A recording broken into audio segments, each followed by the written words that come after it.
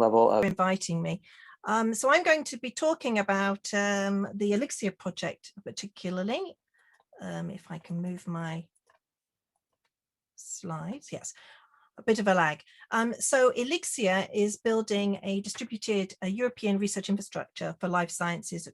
So this involves 23 national nodes and the EBI at Hingston, over 250 organizations, specifically to support fair data management for the diversity of life science across Europe.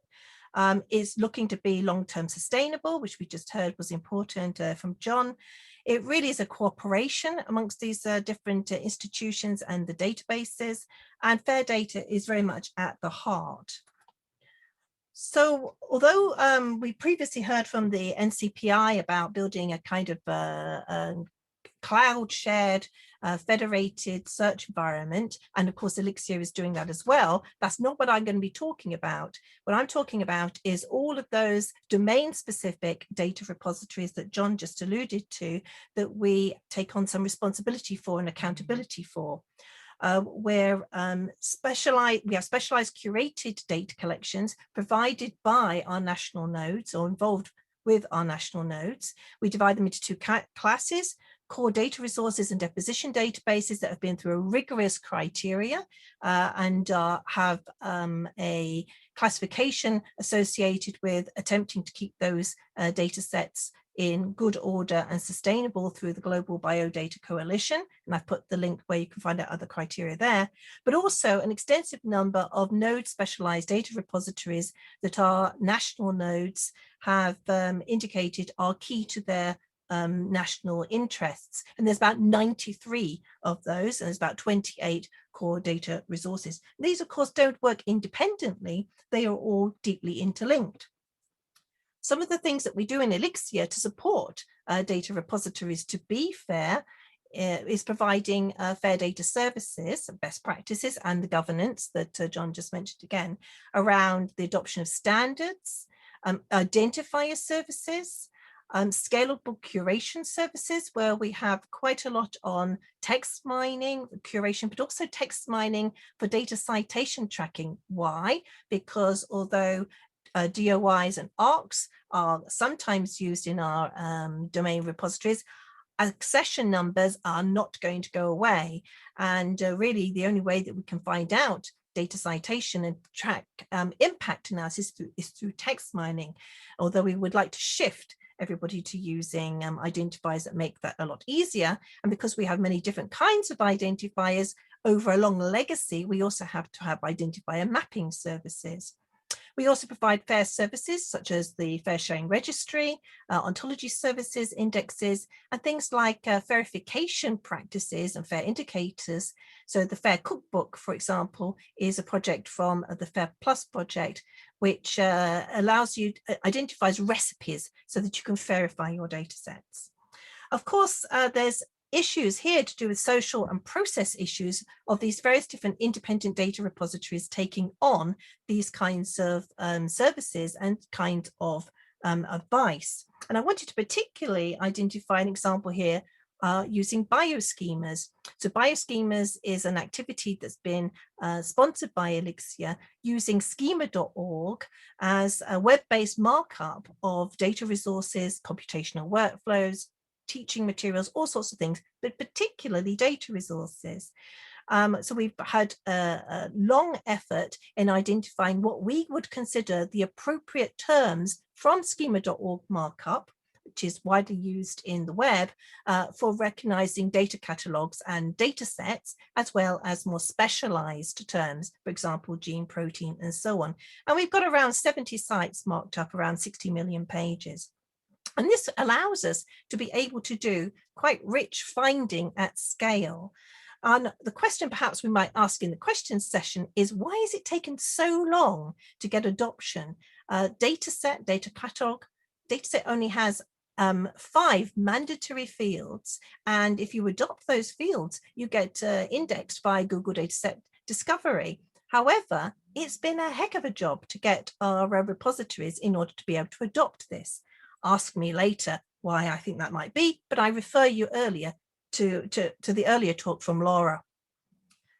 There's another aspect of data management that we handle in ELIXIR, which is at the node level. And the nodes here are also operating at national level and with local projects. So they have data management platforms that they are using to support data management actually at the time of doing projects. Here's an example of the Rdm project. It's used by quite a number of the ELIXIR nodes, and it's a platform for building project hubs for organizing and cataloging and sharing multiple interlinked different kinds of research objects. So not just data, but also models, workflows, standard operating procedures, and so on.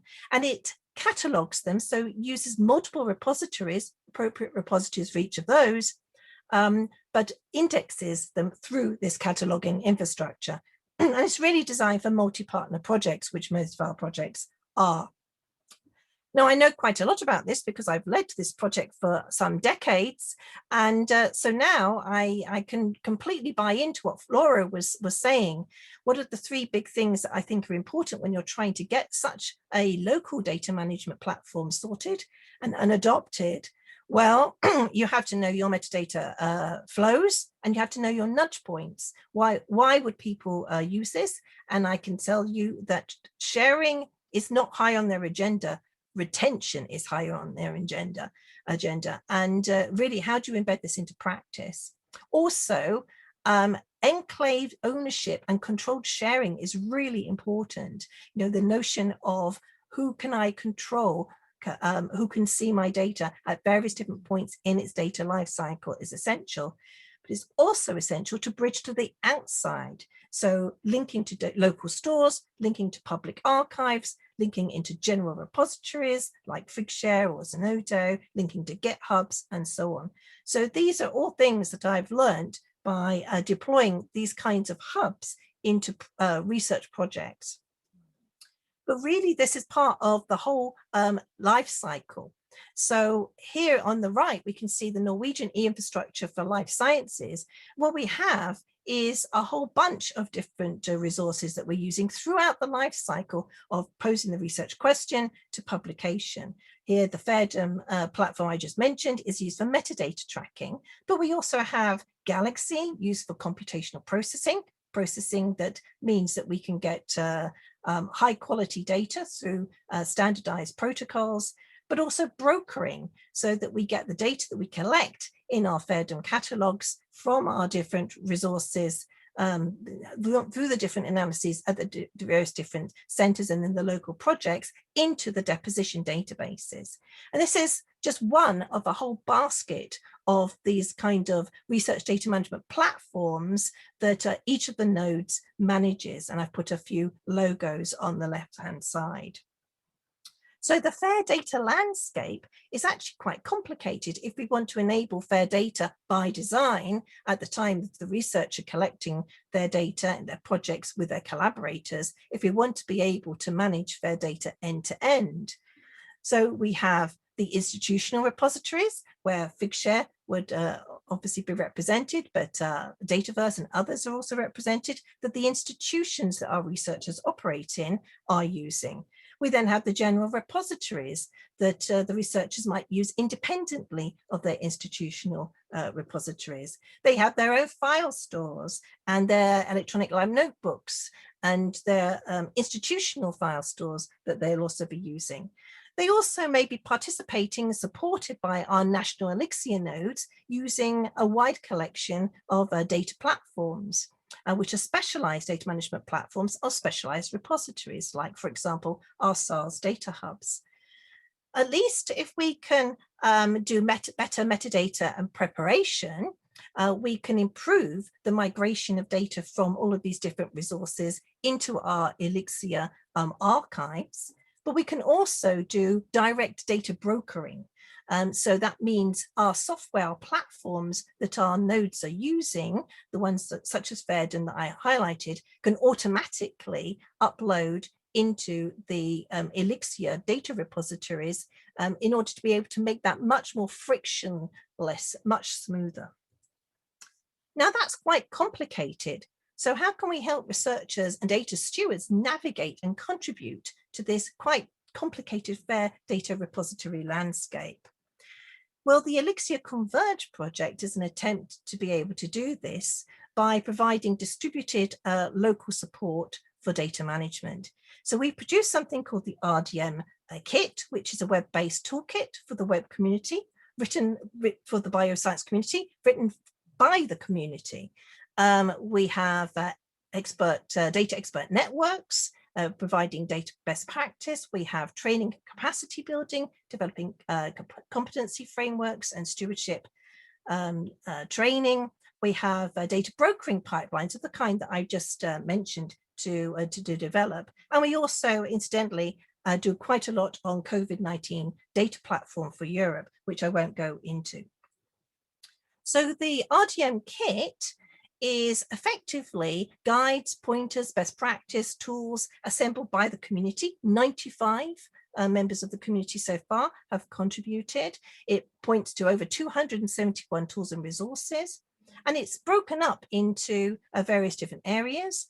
For example, your role, researcher, data steward, of different kinds of data stewards, and in due course also, of course, funders and other stakeholders. You can navigate around the Rdm Kit through the data lifecycle. So what is reuse? What do I need to do when I'm planning? How do I do collection? You can look at specific domains. How do I manage human data? How do I deal with plant sciences? What are the data management requirements of microbial biotechnology? And also, are there examples of assemblies, that is, collections of data management tools and associated tools that I can assemble together to create myself an end-to-end data management pipeline? That's more aimed at kind of the specialists end, or the technical end of the data stewardship world. And here I've got an example here from Translational Biomedicine for Luxembourg. So just coming up to the end, we can effectively use the Rdm Kit as an index into the various different repositories, services and tools that ELIXIR and non-ELIXIR resources provide. And that's based within a narrative context, and the narrative context is absolutely essential, because just lists of tools doesn't really help. And this kind of narrative enables us to be able to support, for example, fair data stewardship guidance by interlinking with things like a data stewardship wizard, which is another of our ELIXIR products that guides you through data stewardship management through a decision tree, as well as expert guidance really aimed at really expert data stewards, for example, verifying already pre-existing data sets. So the Rdm Kit provides you effectively with a navigation around this data space. And so this is my final slide. I wanted to be able to really emphasize the fact that end-to-end fair data takes a village. It's not just infrastructure, it's know-how as well. And communication, which is what the Rdm Kit really focuses on, is essential. We also emphasize the importance of professionalization.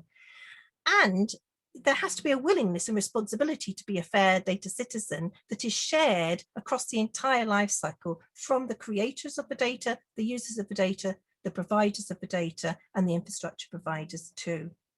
So thank you.